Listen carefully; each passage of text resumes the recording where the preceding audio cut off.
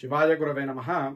ఈ నెల అంటే జనవరి 1వ తేదీ నుండి జనవరి 15వ తేదీలోపు భారతదేశంలో ఉన్న కాశ్మీరు నుండి కన్యాకుమారి వరకు ప్రతి ఇంటికి కూడా అయోధ్యా నగరంలో బాలరాముని దగ్గర పూజించబడినటువంటి అక్షతలు ప్రతి ఇంటికి కూడా శ్రీరామచంద్రుల వారి ఆశీర్వాదము ప్రతి ఇంటికి కూడా వెళ్ళాలనే సంకల్పంతో రామజన్మభూమి తీర్థక్షేత్ర ట్రస్ట్ వాళ్ళు ఈ అక్షతలను ఇళ్లకు పంపిస్తున్నారు.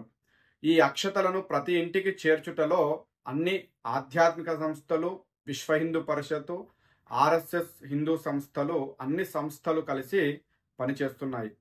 ఆ వచ్చినటువంటి అక్షతలు ఎలా తీసుకోవాలి, ఏం చేయాలి అంటే, రాముని అక్షతలు ఉన్న కలశముతో మన ఇంటికి వస్తారు. వచ్చినప్పుడు వారికి మంగళహారతితో స్వాగతించుకొని పసుపు కుంకుమాదులతో ముందుగా కొన్ని అక్షతలు కలుపుకొని ఉంచుకోవాలి. ఆ కలిపిన అక్షతలలో కొన్ని అక్షతలు మృగముద్రతో మనకు ఈ రామాక్షతలు అందులో వేస్తారు. ఆ అక్షతలు తీసుకువెళ్ళి పూజామందిరంలో ఉంచుకోవాలి. ఈ నెల 22వ తేదీన అయోధ్యలో ప్రాణప్రతిష్ఠ జరిగాక సాయంకాలము ప్రతి ఇంటిలో కూడా 5 దీపాలు వెలిగించాలి. ఆ రోజున ప్రతి ఇంటిల్లిపాది కూడా అందరూ కూడా మనము పండుగ రోజున ఎలా అయితే తలస్నానం చేసి ఇల్లును శుభ్రపరచుకొని మామిడి తోరణాలతో ఇంటిని ముస్తాబు చేసుకొని పండుగ చేసుకున్నట్లుగా మనమందరం కూడా జనవరి 22వ తారీఖున ప్రాణప్రతిష్ఠ అయ్యాక ఇంట్లో వాళ్ళందరూ కూడా ఆ అక్షతలను తలపై వేసుకొని రాముని ఆశీర్వాదం పొందినట్లుగా భావించుకోవాలి. చిన్నవాళ్ళకైతే పెద్దలు ఆ అక్షతలను వేయాలి. పెద్దవారు వారికి వారు స్వయంగా అక్షతలను తలపై వేసుకోవాలి. ఒకవేళ అక్షతలు రాని వారికి ఎవరికైనా మీకు వచ్చినటువంటి అక్షతల్లో కొన్ని వారికి కూడా ఇచ్చుకోవచ్చు.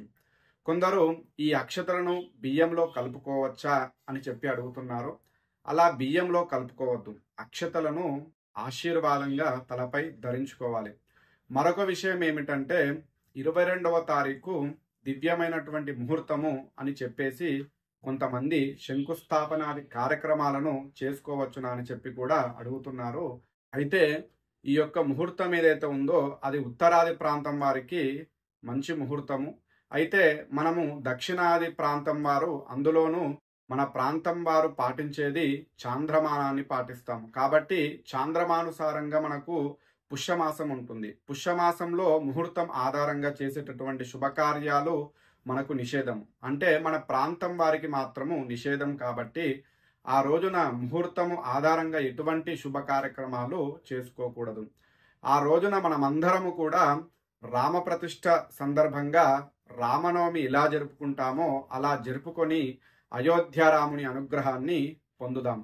ఇక జనవరి 22వ తేదీన గ్రామాన కూడా భక్తుల అభీష్టం మేరకు రాముల వారి కళ్యాణాన్ని కూడా నిర్వహించుకోవచ్చు.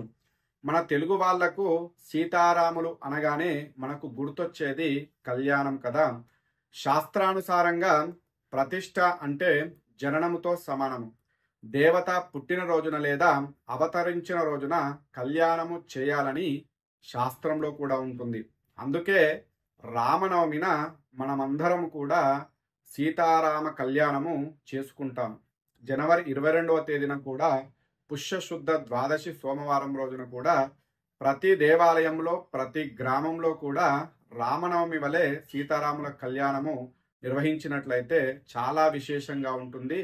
దానితో పాటుగా భక్తులందరూ కూడా భగవంతుని సేవలో, భగవంతుని నామస్మరణలో, భగవంతుని ధ్యాసలో ఉండవచ్చు. దీనికి దేవాలయ కమిటీలు కావచ్చు, గ్రామ పెద్దలు, హిందూ సంస్థలు ఆలోచించాల్సినటువంటి విషయము. పైగా కళ్యాణం అనే మాటకు అర్థము క్షేమము.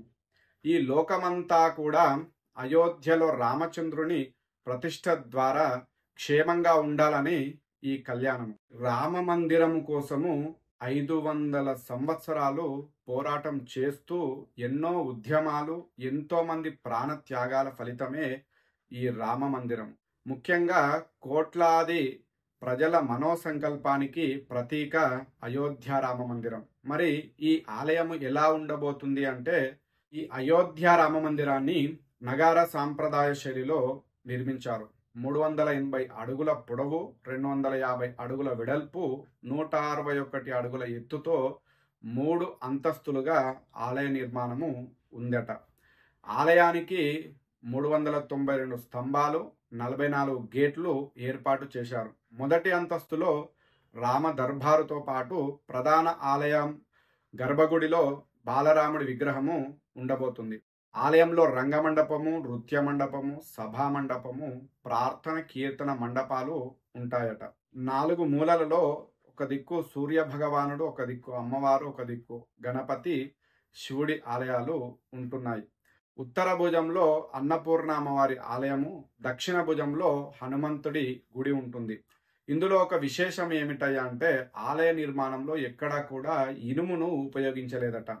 మనమందరం కూడా ఈ నెల 22వ తారీఖున ప్రతి ఇంటిపైన కాషాయ ధ్వజాన్ని ఎగురవేసి రాముల వారి అక్షతలను ఆశీస్సులుగా స్వీకరించి సాయంత్రం ప్రతి ఇంటి ముందు కూడా 5 దీపాలను వెలిగించి రామానుగ్రహాన్ని పొందుదాం.